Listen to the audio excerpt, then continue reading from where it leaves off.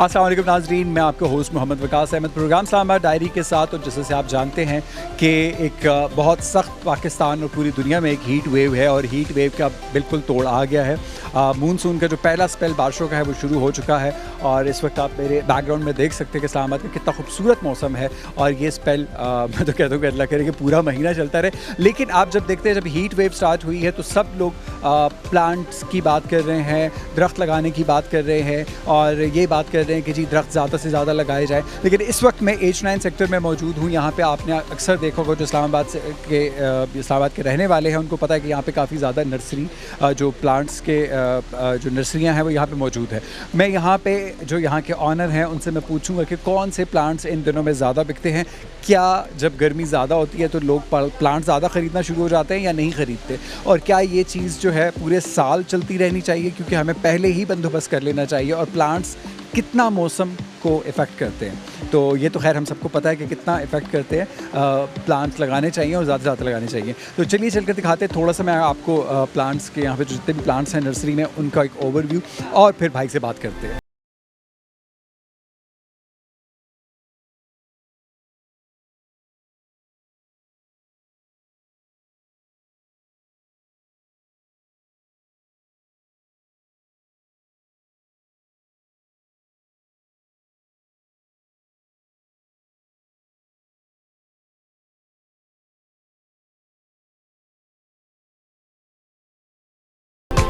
जी नाज़रीन, इस वक्त मैं अपने भाई के साथ मौजूद हूँ, मैं उनसे पूछूंगा, लेकिन सबसे पहले दोबारा ये मैसेज कर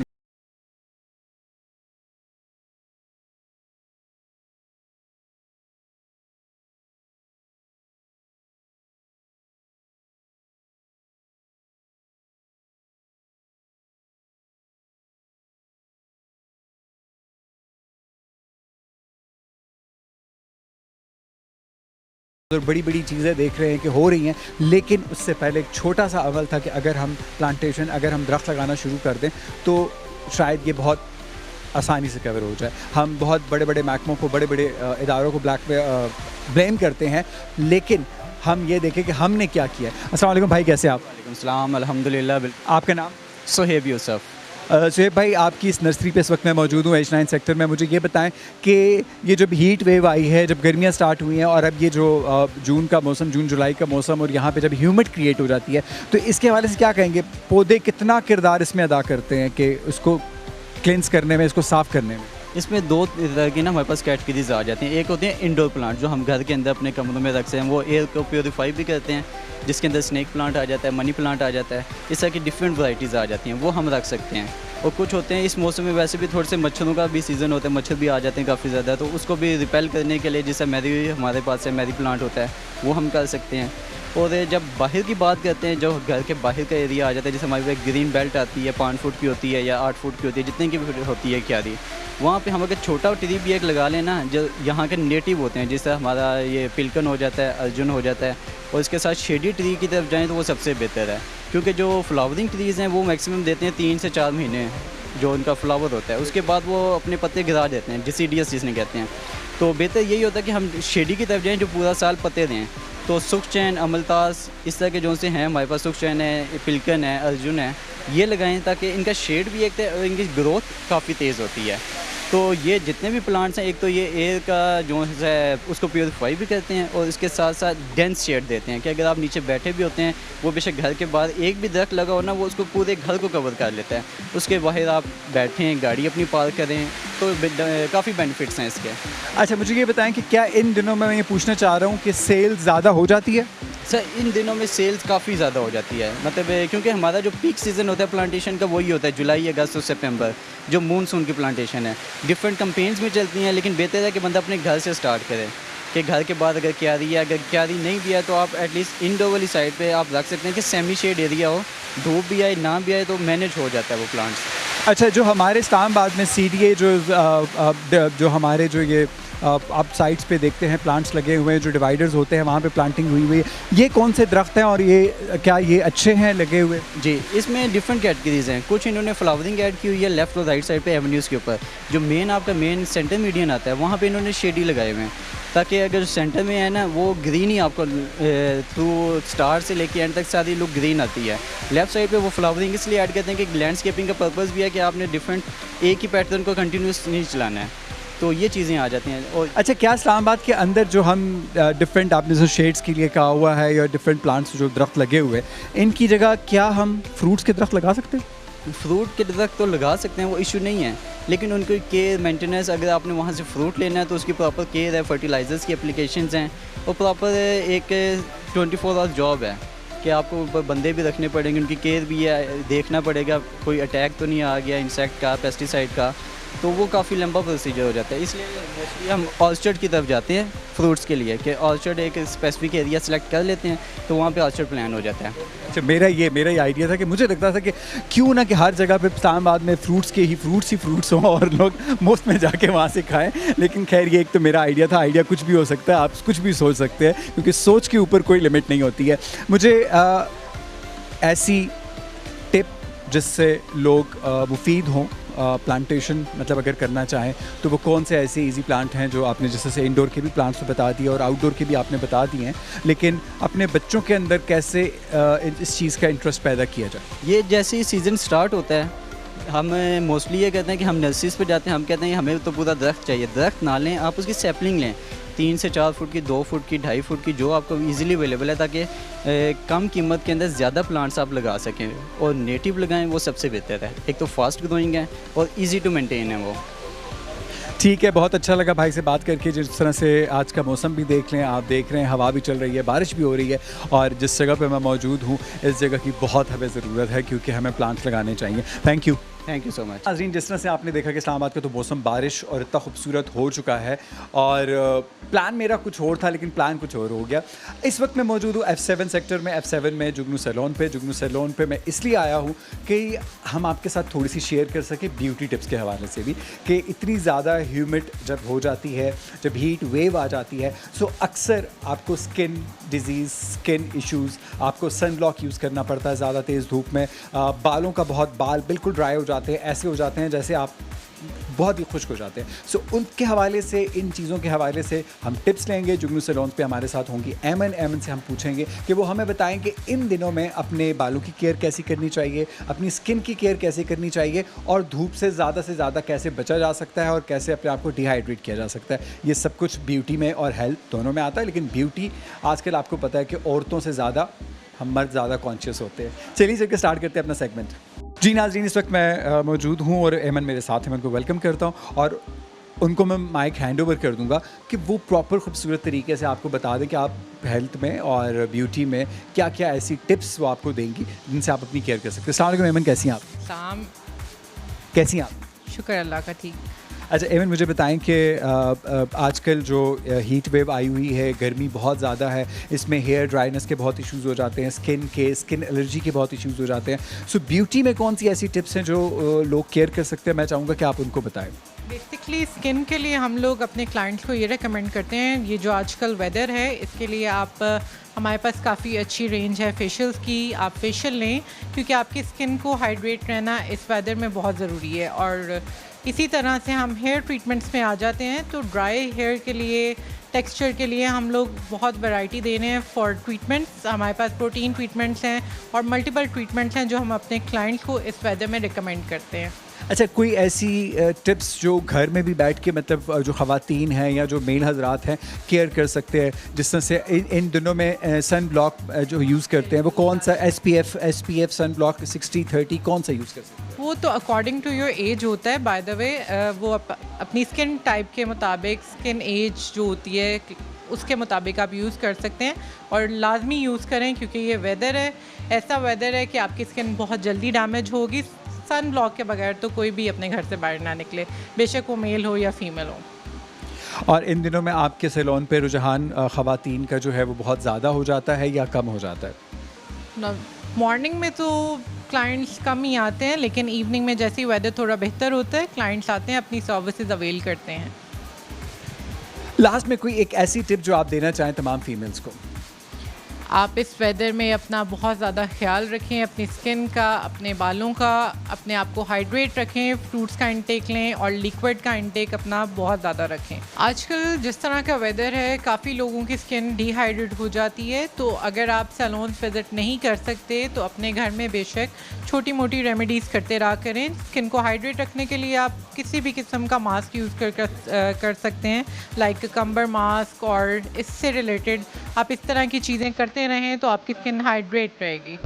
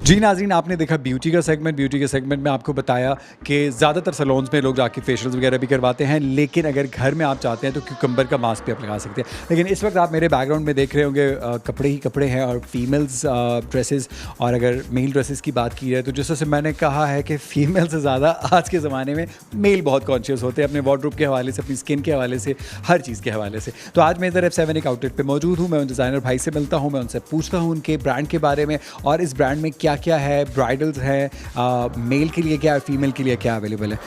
अस्सलाम वालेकुम। Assalam. कैसे हैं मूसा भाई, आप ठीक हैं? Alhamdulillah. How are you? शुक्र अल्हम्दुलिल्लाह, आई एम गुड। बेसिकली कहाँ से आप? I'm from London. So I was born in London and then I moved here. I moved to Pakistan. अच्छा मैं उर्दू बोलूँगा, फिर आप इंग्लिश ही बोलें। Done. ठीक है, क्योंकि मेरे जो देखने वाले हैं, चाहने वाले हैं, तो मैं चाहता हूँ कि वो भी समझें कि मतलब आप अच्छा। सो ये जो आपका ब्रांड है, पहले तो मुझे इसके हवाले से बताएं। So we are a British founded brand. I've been designing for the last 10 years in London. I thought I should come and bring it to Islamabad. Here we go. We have a lot of fabrics here. Different fabrics for anyone. अच्छा एक second, ये यहाँ पे ये हो रहा है ना, कहते हैं मिक्स एंड मैच हो रहा है। तो मैं तो हमेशा चाहता हूँ कि मैं इस्लामाबाद डायरी में मुझे ऐसा गेस्ट मिले, मुझे कोई को एंकर मिल रहा है, या मुझे जो भी है ऐसा फ्रेंड मिल रहा है जो खुद आगे चल के बताए। तो मैं ये बाइक जो है मूसा भाई को हैंड ओवर कर देता हूँ, तो मूसा भाई आपको एक पूरा टूर करवा देंगे और वो बता देंगे कि क्या क्या यहाँ पे इनके पास है और वो डिज़ाइनिंग में क्या क्या डिज़ाइन कर रहे हैं। जी मूसा भाई, ठीक है, माइक आपको मैं हैंड ओवर करता हूँ। सो बताते रहिएगा मेरी जितनी ऑडियंस है कि उनके यहाँ पे हमारे पास क्या क्या अवेलेबल है। That's fine. Okay, so over here on this side to your left, we have all semi-formal bridals. So if you want to go to a wedding, you have an event, we have pure tissue silk, as you can see over here.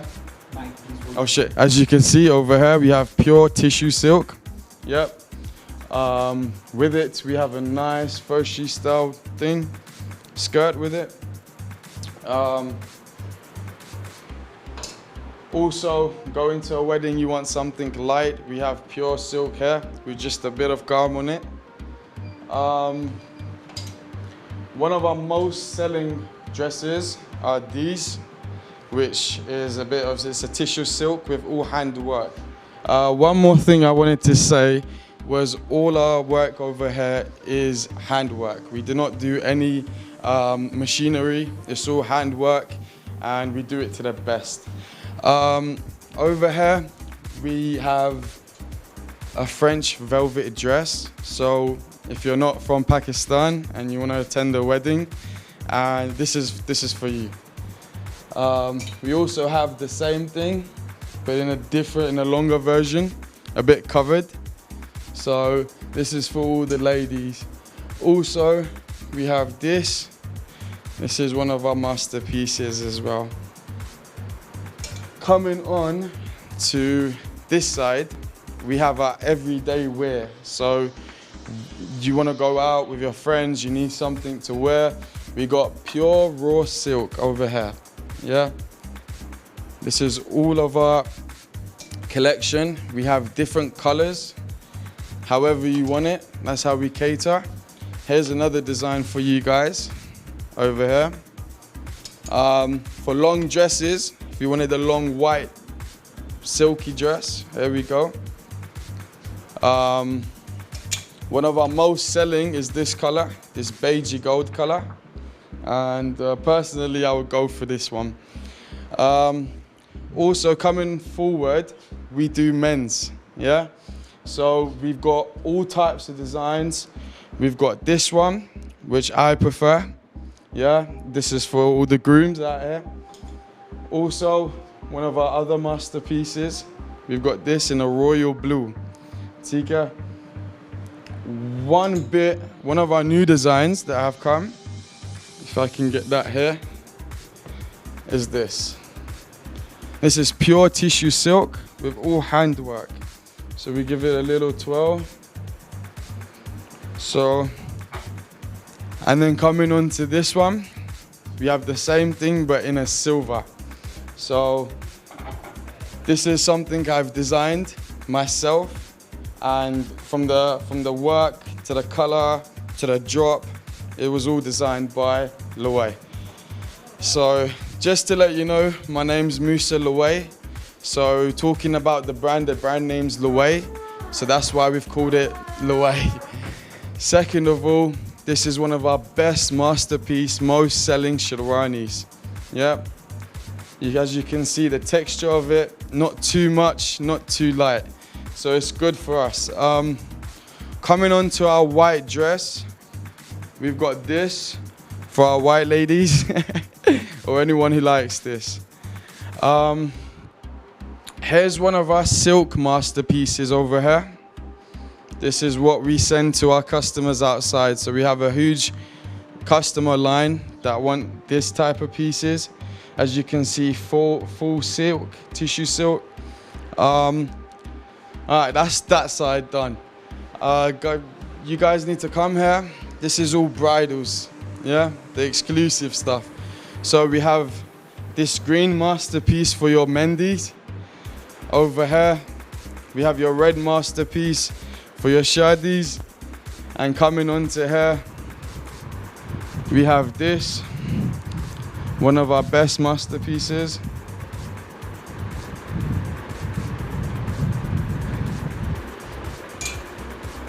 And as you can see, we have a lot of red stuff. Coming on to this is a very expensive piece. A lot of work, hard work was given to this. A lot of time, a lot of effort. As you can see, all the work over here. You can see at the bottom. So basically, we have two pieces here, one piece here, one piece here. This was made by our Indian tailors from Jammu Kashmir. So as you can see, all the handwork, all the pearls, all the nets, and as you can see, it's a very lovely color. Over here, onto our next, we have this was made in India. So we didn't get it made in Pakistan, we got it made from India and shipped to Pakistan. As you can see, it's got a nice jacket. You can zip it up, zip it down. Over here, you have a nice, wonderful, lovely skirt. And as you can see, you can close it and it has a nice foot trail. Along with this, let me just add it. I'm gonna have to turn this around a bit. Come in a bit. Yeah, as you can see, the back of it, it's got a long furry tail. Tika. Over here, we have our lovely red for our red bridals. And I hope you guys can come visit us in F7. Feel free to come by. We don't have a price range. Our price range starts from 1 lakh, not even 1 lakh, 20,000 rupees to however much you want it. But just keep in mind that it's all handwork, all made to measure, all bespoke couture. and we do not fail to impress. Thank you. ऐसा नहीं है कि मूसा भाई को English ही आती है और उर्दू नहीं आती है, उर्दू आती है, लेकिन उनका इतना खूबसूरत एक्सेंट है।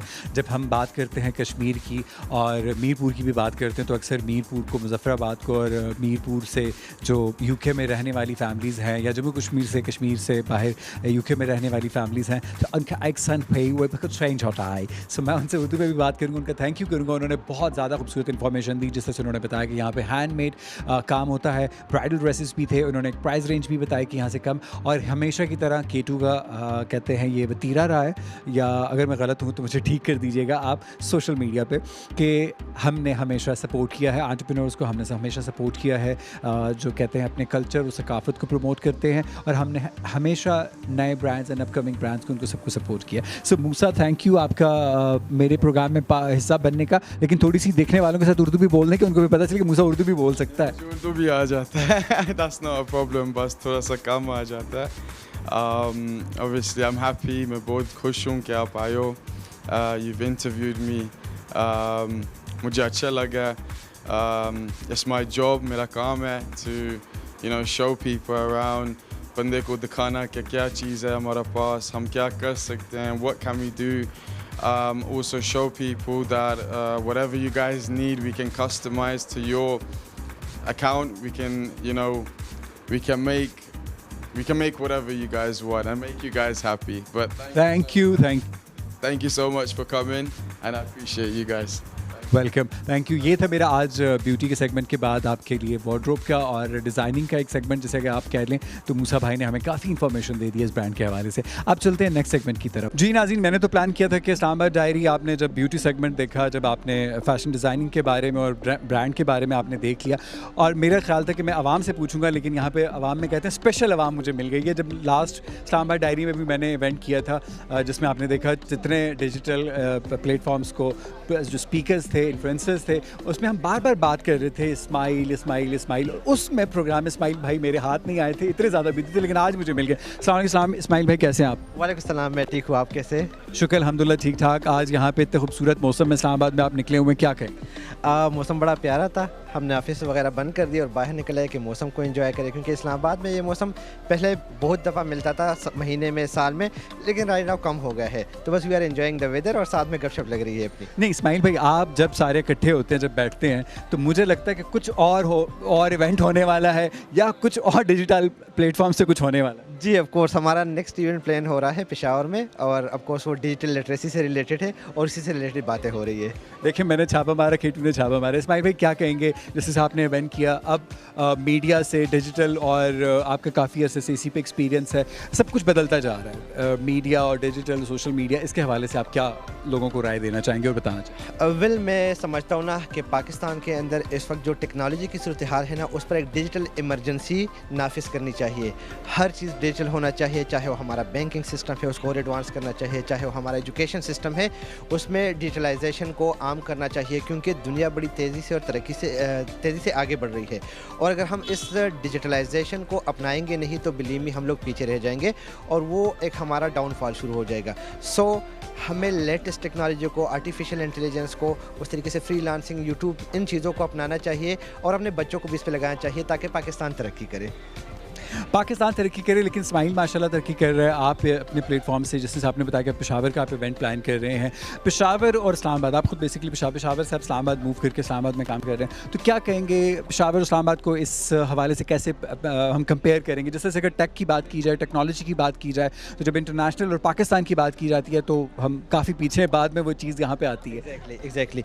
वेल, मैं समझता हूँ ना, पेशावर में मैंने अपने ज़िंदगी के 15 साल गुजारे, लेकिन मुझे एक चीज़ की कमी फ़ील हो रही थी कि वहाँ पे लोग मुझे उस्ताद मानते थे और मुझे लग रहा था कि मुझे और बहुत कुछ सीखना है। तो उसी सीखने के प्रोसेस को बढ़ाने के लिए मैं इस्लामाबाद शिफ्ट हो गया। इस्लामाबाद आने के बाद यहाँ पे मुझे बहुत कुछ सीखने को मिला और ऑलरेडी मैं सीख रहा हूँ, लेकिन यहाँ पे आने के बाद मेरे कुछ इंटरनेशनल ट्रिप शुरू हो गए एंड देन आई रियलाइज़ कि नहीं, मुझे बाहर के लोगों से सीखना है। तो हमें इस मुल्क को उस लेवल पे लेके जाना है जिसके लिए चाहे कोई बंदा पेशावर से इस्लामाबाद है या लाहौर या कराची या इंटरनेशनल ट्रिप करे, उसको ये फ़र्क फ़ील ना हो। और इसी फ़र्क के लिए मैं बार बार कहता हूँ कि हमें डिजिटल लिटरेसी पे काम करना चाहिए, लेटेस्ट टेक्नोलॉजी को अपनाना चाहिए। और इसके लिए देखिए प्रोसेस बड़ा सिंपल है, आपने कहीं पे भी नहीं जाना, आपके हाथ में जो मोबाइल डिवाइस है और आपके हाथ में जो इंटरनेट कनेक्शन है और साथ में लैपटॉप है, ये आपका डिजिटल मेंटोर है और ये आपको A to Z ट्रेन कर सकता है। सिर्फ आपको सीखने का तरीक़ाकार आना चाहिए, रिसर्च करना चाहिए। So this is what we want to portray this message to our audience कि भाई आप इस डिजिटलाइजेशन को, इस ऑनलाइन फील्ड को सीखें, क्योंकि दुनिया बहुत तेज़ी से आगे बढ़ रही है और उसके पीछे एक ही चीज़ इन्वॉल्व है, and that is technology again and again. And that's the process, that's the step that we are taking कि हम हर सिटी के अंदर मुख्तलिफ़ किस्म के इवेंट्स कर रहे हैं ताकि लोग आए, सीखें, अडॉप्ट करें और पाकिस्तान को आगे बढ़ाने में अपना किरदार प्ले करें। थैंक यू इस्माइल भाई के साथ इस वक्त यहाँ पे उनके और भी फ्रेंड्स मौजूद हैं और वो सब फ्रेंड्स स्पेशल फ्रेंड्स हैं क्योंकि कोई ना कोई डिजिटल प्लेटफॉर्म पे कुछ ना कुछ कर रहा है। तो उनसे भी मिलते हैं, उनसे भी बात करते हैं। इस्माइल भाई को थैंक यू जनाब, thank you very much. Shoaib Ahmed मेरे साथ हैं। इस्माइल भाई का मैं इंटरव्यू कर चुका हूँ। सब फ्रेंड्स इकट्ठे हुए हैं जैसे से उन्होंने बताया कि वो इवेंट की भी तैयारी कर रहे हैं। शुएब अहमद जो है ट्रेडिंग आजकल हर किसी को देखे, अगर आप स्नैप्स पे देखें, अगर आप स्टोरीज़ में देखें तो ट्रेडिंग की स्नैप्स हर बंदा लगा रहा है। तो शुएब भाई से पूछेंगे वो ट्रेडिंग के हवाले से क्या कहते हैं। अस्सलाम वालेकुम, कैसे हैं शुएब भाई? जी वालेकुम सलाम, अल्हम्दुलिल्लाह, आप ठीक है? शुक्र अल्हम्दुलिल्लाह। मुझे ये बताएं कि ट्रेडिंग आप करते हैं? जी बिल्कुल करता हूँ। तो क्या कहेंगे ट्रेडिंग के हवाले से? आजकल ये बहुत ज़्यादा ये चीज़ चल रही है। जी बिल्कुल, बहुत ज़्यादा है ड्यू टू सोशल मीडिया और इंटरनेट की वजह से रुझान जो है वो आम होता जा रहा है, लेकिन यही गुजारिश है कि ख्याल रखें, स्पेशली जो बाइनरी ट्रेड है उससे बच के रहें। अच्छा, मतलब ट्रेडिंग लोग सीखना जो चाहते हैं, अक्सर इंस्टीट्यूट्स और काफ़ी प्लेटफॉर्म्स पे सोशल मीडिया पे भी लोग बता रहे होते हैं कि ट्रेडिंग सीखने के लिए हमसे कॉन्टेक्ट, मतलब क्या फ़ायदा क्या है ट्रेडिंग से? आप मुझे फ्यूचर बताएं कि मेरी यूथ अगर पाकिस्तान की है उनको क्या फ़ायदा मिल सकता है? देखिए, बहैसियत कौम हम किसी भी चीज़ में ऐसे ही कूद पड़ते हैं सीखे बगैर, उससे हमें होता है नुकसान। उस नुकसान से बचने के लिए बेहतर यही है कि आप किसी एक्सपर्ट से सीखें। थैंक यू शुएब भाई की अच्छी एडवाइस। अब चलते हैं और लोगों से भी इंटरव्यू लेते हैं। थैंक यू शुएब भाई। You welcome, thank you. अभी रिसेंटली एक कंपटीशन हुआ और उस कंपटीशन में पोजीशन ली और वो एक बिटकॉइन एक ज़माने में हम सुनते थे, समझ नहीं पड़ती थी क्या है, क्या चीज़ है, क्या नहीं है। उसके किंग मेरे पास इस्लामाबाद के बैठे हुए, उनसे मैं वेलकम करता हूँ, उनसे मैं पूछता हूँ कैसे आप? अस्सलाम वालेकुम, ठीक ठाक अल्हम्दुलिल्लाह, आप ठीक हैं? रिसेंटली आपने एक कंपटीशन में पार्टिसिपेट किया था। हाँ जी अल्हम्दुलिल्लाह। तो उसके हवाले से बताएं कि वो पोजीशन आई, कैसे आई, क्या हुआ और कैसे आप इस तक पहुँचे? वो असल में कंपटीशन था कि ट्रेडिंग वॉल्यूम किसकी कम्युनिटी सबसे अच्छा बनाती है और सबसे ज़्यादा बनाती है with in a certain time period. तो वो 11 डेज़ का कंपटीशन था और वो पाकिस्तान ओरिएंटेड ही था। तो उसमें अल्हम्दुलिल्लाह मेरी सबसे बड़ी कम्युनिटी थी। तो अल्हम्दुलिल्लाह बस अल्लाह ने इज़्ज़त दी। जितना थोड़ा बोलते हैं, देखिए बस ये सिर्फ सोशल मीडिया पे ही बोलते हैं। अच्छा, मुझे ये बताएं कि देखने वाले जो हैं बिटकॉइन के हवाले से, मतलब उनको अगर कोई इन्फॉर्मेशन देखना चाहें, जैसे मैंने शुएब भाई से बात की, उन्होंने ट्रेडिंग के हवाले से बात की, तो बिटकॉइन में अगर लोग सीखना चाहते हैं या उसको समझना चाहते हैं तो क्या ईजी तरीका है? क्योंकि आजकल तो अगर यूट्यूब खोलें तो यूट्यूब डिजिटल पर भी इतने ट्यूटोरियल्स, इतनी इन्फॉर्मेशन मौजूद है कि बंदा कन्फ्यूज़ हो जाता है कि मैं किसकी बात मानूं। देखिए, आपको बिटकॉइन ट्रेडिंग या किसी किस्म की भी ट्रेडिंग सीखने से पहले ना आपको थोड़ी सी फाइनेंशियल एजुकेशन लेनी पड़ेगी। आप किसी भी कोई भी बिज़नेस करते हैं, आप किसी भी फॉर एग्जांपल आप सॉफ्टवेयर इंजीनियर बन रहे हैं, तो आप from the first day software engineer नहीं बनते। आप ग्रेजुअली आप कुछ लैंग्वेजेस पढ़ते हैं, आप ऑब्जेक्ट ओरिएंटेड लैंग्वेज पढ़ते हैं, डाटा स्ट्रक्चर्स पढ़ते हैं, ऊप्स पढ़ते हैं, कैलकुलस पढ़ते हैं, देन जाके आप एक एक्सपीरियंस के बाद जाके आप सॉफ्टवेयर इंजीनियर बनते हैं। Then how do you think कि हम फ्रॉम द फर्स्ट डे एक ट्रेडर बन जाएंगे? तो उसके लिए हमें फाइनेंशियल एजुकेशन बहुत इंपॉर्टेंट है, बहुत ज़रूरी है। यूट्यूब पे ठीक है, आपकी बात बिल्कुल ठीक है कि बहुत ज़्यादा ऐसा कंटेंट पड़ा है जो यूज़लेस कंटेंट भी है, लेकिन बहुत ज़्यादा वहाँ पे क्वालिटी कंटेंट भी पड़ा है। मैं खुद अगर अपनी बात करूँ कि मैं एक बेसिकली मैं सॉफ्टवेयर इंजीनियर हूँ, मेरा क्या ताल्लुक़ था ब्लॉकचेन से, बट मैं 2018 से इसको सीख रहा हूँ। तो अगर आपका कंटेंट के ऊपर भी भरोसा इतना नहीं जाता, तो अभी तो आप लोगों के पास क्लाउड एआई है, आपके पास जेमिनी है, आपके पास चैट जीपीटी है, आप वहाँ से स्टार्टअप लें, अपना फाइनेंशियली अपने आप को एजुकेट करना स्टार्ट करें। फिर ये जो मार्केट है ये बहुत बड़ी मार्केट है और इस मार्केट के अंदर जितना पैसा है ना, वो दुनिया की किसी मार्केट में पैसा नहीं है। ये मुझे ये शफीक भाई ने मुझे कहते हैं एंड पे इतनी खूबसूरत बात कर दी। मैं मतलब टीवी पे कह भी नहीं सकता, मैं जॉब चेंज करना चाह रहा हूँ, मैं इनके पास आना चाह रहा हूँ। इन्होंने बताया इतना पैसा है शफीक भाई, मैं आपके पास आ रहा हूँ, अगर जॉब है तो ठीक है, क्योंकि नहीं देखे नहीं आपने कह दिया अभी।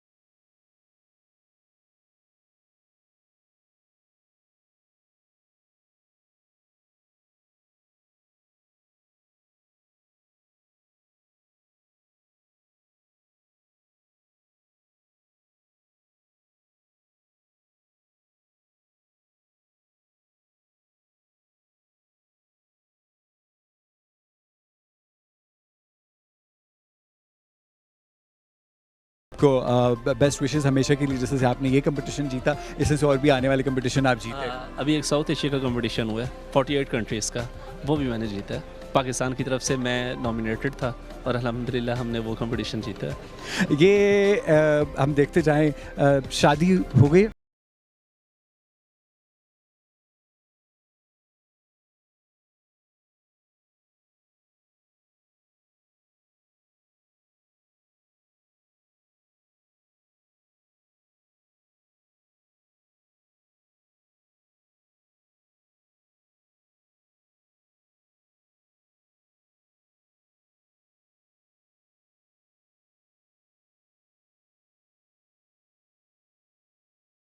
और जब शादी हो जाती है, जब बच्चे हो जाते हैं और बच्चों को यूट्यूब पे और टीवी पे कुछ ना कुछ लगा के देना पड़ता है, लैपटॉप पे, तो इस तरह से डिजिटल और प्लेटफॉर्म पे, यूट्यूब पे अगर आप देखें तो ऐसे प्लेटफॉर्म्स हैं जिस पे एजुकेशन के हवाले से इंफॉर्मेशन दी जाती है, सिखाया जाता है, ट्यूटोरियल्स होते हैं। सो उसके हवाले से और एक 90s मेंटोर के नाम से जो एक यूट्यूब का प्लेटफॉर्म है, उसको जो रन कर रहे हैं बिलाल, वो मेरे साथ है। मैं उनको वेलकम करता हूँ। अस्सलाम वालेकुम बिलाल भाई, कैसे आप?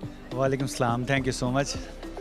ये तो देखिए आप छापा हुआ है ना, मैं छापा मारा है F7 में, और F7 में आप लोग बैठ के यहाँ पे चाय वाय पी रहे हैं और मैंने आपको पकड़ लिया।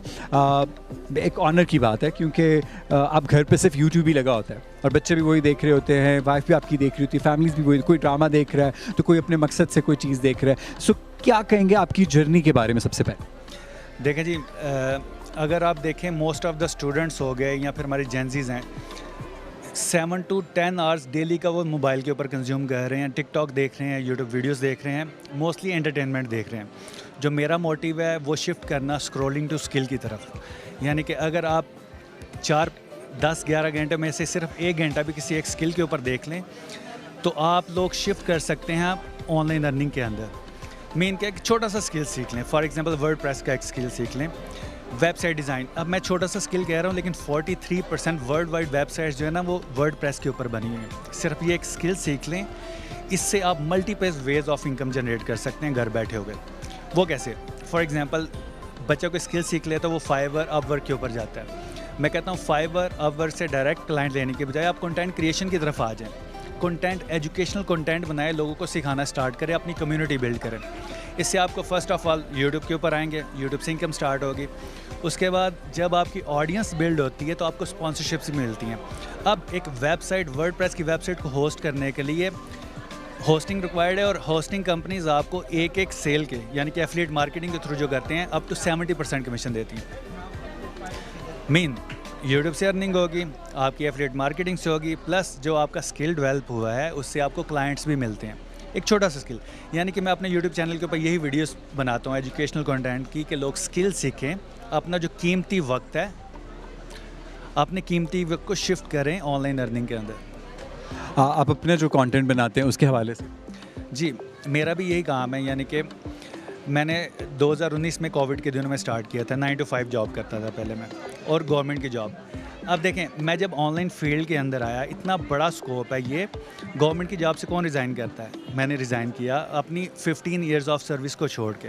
क्यों? कि जो मुझे रिटायरमेंट के ऊपर सर्विस एंड बेनिफिट्स मिलने हैं, अगर आप मेहनत करें टारगेटेड ऑडियंस के साथ, तो आप 1 या 2 साल के अंदर कर सकते हैं, जो कि आपने 60 ईयर्स के बाद रिटायरमेंट के टाइम पे करना है। तो इसी तरह मैंने अपने आप को शिफ्ट किया online earning. Thank you Bilal भाई, आपकी इन बातों से जितने देखने वाले हैं और सोशल मीडिया पे जिस तरह से आप ऑलरेडी एक प्लेटफॉर्म पे, डिजिटल प्लेटफॉर्म पे आप रन कर रहे हैं, और आई होप कि उनको एक पॉजिटिव और एक कहते हैं इन्फॉर्मेटिव इन्फॉर्मेशन मिली होगी। Thank you and good luck. Thank you so much. मेरे पास मेरे प्रोग्राम की एक और भी गेस्ट हैं, इस्माइल का जो सर्कल था, यहाँ पे वो सब फ्रेंड्स बैठ के कुछ डिस्कशन, कुछ मीटिंग कर रहे थे, उनको मैं वेलकम करता हूँ। अस्सलाम वालेकुम, कैसी हैं? वालेकुम अस्सलाम, मैं ठीक हूँ। आप मुझे ये बताएं कि आपका जो अब वर्क, आप जो आपकी फ़र्म है, आप जो काम कर रही हैं, क्या उसके हवाले से बताएं।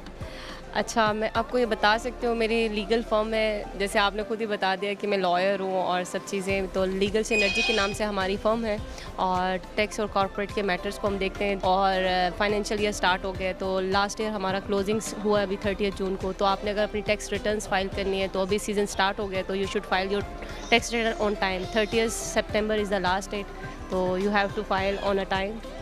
ये आपने कहते मेरे प्रोग्राम में क्या लोगों को मशवरा दे दिया कि टैक्स जल्दी से जमा करवाएं? नहीं, मैंने कहा ऑन टाइम जमा करवाएं। ऑन टाइम जमा करवाइए। मुझे लग रहा है गवर्नमेंट के साथ कुछ क्या कहते हैं, लॉयर से हमेशा बंदा डरता है, लेकिन इनके मुझे लग रहा है गवर्नमेंट के साथ टैक्स के हवाले से कोई ना कोई ताल्लुकात है। मुझे ये बताएं कि आज जिस तरह से आप स्माइल भाई थे और मुझे डिजिटल प्लेटफॉर्म्स के यहाँ पे जो फेसेस हैं वो मुझे मिले हैं, इनके साथ रह के और सोशल मीडिया और डिजिटल की जो दुनिया चेंज हो रही है, इसके हवाले से क्या? मैं पिछले 3 साल से ये इन्फ्लुएंसर्स और डिफरेंट डिजिटल मीडिया प्लेटफॉर्म्स को चला रहे हैं, उनके साथ काम करती हूँ, उनके लीगल मैटर्स को देखती हूँ। तो जैसे ये रेवोल्यूशनरी चेंज आया है और जो अवेयरनेस अब आया है, ये जेन ज़ी जनरेशन है, ये तो ज़्यादातर बिलीव ही डिजिटल मीडिया पे करते हैं। मतलब जो दिखता है उनको वही चीज़ें समझ आते हैं। Even your parents telling you something, मतलब जेन ज़ीज़ के, तो वो उस चीज़ को अडॉप्ट नहीं करते, लेकिन अगर वो मीडिया के थ्रू कुछ चीज़ देखते हैं तो वो उसको जल्दी से ग्रैब करते हैं और उसको अंडरस्टैंड करते हैं, उस पर रिएक्शन देते हैं। तो डिजिटल प्लेटफॉर्म का स्ट्रॉन्ग होना, अच्छा कंटेंट को जाना, ये बहुत ज़रूरी है। एआई टेक्नोलॉजी के बारे में क्या कहेंगी? एआई टेक्नोलॉजी जितनी आ रही है वो क्या मतलब जिस तरह से आपकी फ़र्म है, आपके प्लेटफॉर्म से जो काम या जो सर्विसेज होती हैं, क्या वो इफ़ेक्ट होंगी या वो ज़्यादा इम्प्रूव होंगी? देखिए, एआई जो है वो रिप्लेसमेंट ऑफ ह्यूमन नहीं है जैसे आजकल सुना जाता है, लेकिन ये कि एफिशिएंसी को इंक्रीज़ करती है। तो हमें भी बहुत सी सपोर्ट मिलती है, जैसे हम टाइम लगाकर ड्राफ्टिंग इज़ माय ऑरा, तो मैं स्किल में मेरी इम्प्रूवमेंट आई है। तो मुझे पहले वेट करवाना पड़ता था अपना कोई भी पिटिशन को किसी भी सीनियर से, ये सब चीज़ें। तो अब मुझे डिजिटली जो है ना एआई सपोर्ट करता है और मैं उसको देती हूँ, तो वो मुझे काफ़ी हेल्प आउट करता है। ठीक है, जाते जाते लास्ट में आप देखने वालों को क्या एडवाइस देने? मुझे पता है आपने वही टैक्स वाली बात ही करनी है, आप क्या एडवाइस देना चाहें? Tax season is here, be file on time. आज मेरे उसमें ना देखिए टैक्स जमा करवा दे, अब मैं क्या कहूँ। Thank you so much. जी नाजरीन, खूबसूरत बारिश है और जिस तरह से कहते हैं, जिस तरह से आप सब जानते हैं कि कहते हैं कि एक तेरी चाहत है और एक मेरी चाहत है, तो जो अल्लाह की चाहत होती है वही होता है। और हम बहुत प्लानिंग करते हैं, बहुत कोशिश करते हैं, अपनी मेहनत करनी चाहिए, लेकिन तवक्कल अल्लाह पे करना चाहिए। और मेरा हमेशा की तरह आज भी मैं अपने प्रोग्राम को जो इख्तिताम है वो इस पे करूँगा कि दरूद पाक ज़्यादा पढ़ें। दरूद पाक अपने कहते हैं अपने औलाद को, अपने बच्चों को आप सिखाएं।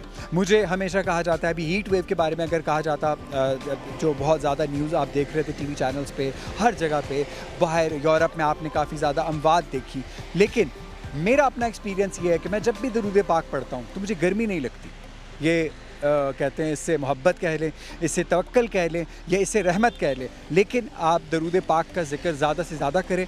आज मेरे इस्लामाबाद डायरी का जो इख्तिताम है वो मैं इसी दरूद पाक के हवाले से ही करूँगा कि आपको दरूद पाक का जिक्र ज़्यादा से ज़्यादा करना चाहिए। ये मौसम, ये हीट वेव, आने वाली मुसीबतें, आने वाली आफतें, आप उस सबसे हिफ्ज़ व अमान में रहेंगे अल्लाह की। और आज पे आपने देखा इस्लामाबाद डायरी में हमने खूबसूरत इस्लामाबाद आपको दिखाया, आपको ब्रांड भी दिखाया, आपको ब्यूटी टिप्स भी दिलवाई और आपको लोगों से मिलवाया, उनके फ्यूचर करियर और उनके हवाले से भी बताया कि वो अपनी ज़िंदगी में जो काम कर रहे हैं वो क्या कर रहे हैं और आगे फ्यूचर को कैसे वो यूथ के हवाले से उसको इन्हांस करना चाहिए, उसको कहते हैं बढ़ाना चाहिए अपनी तरफ से। तो मैं अब चाहूँगा आपसे इजाज़त, तब तक के लिए मुझे नेक्स्ट एपिसोड के लिए मुझे इजाज़त दीजिए। अल्लाह हाफ़िज़।